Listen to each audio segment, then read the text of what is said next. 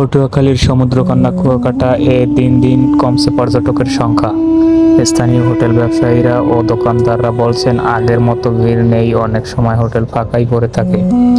বিশেষজ্ঞদের মতে যাতায়াতের সমস্যা, পর্যাপ্ত বিনোদন সুবিধার অভাব এবং সৈকতের ব্যবস্থাপনার দুর্বলতাই এর মূল কারণ। তবে দ্রুত উন্নয়ন ও প্রচারণা বাড়ানো গেলে আবারও প্রাণ ফিরে পেতে পারে এই পর্যটন কেন্দ্র। স্থান কুয়াকাটা, পটুয়াখালী।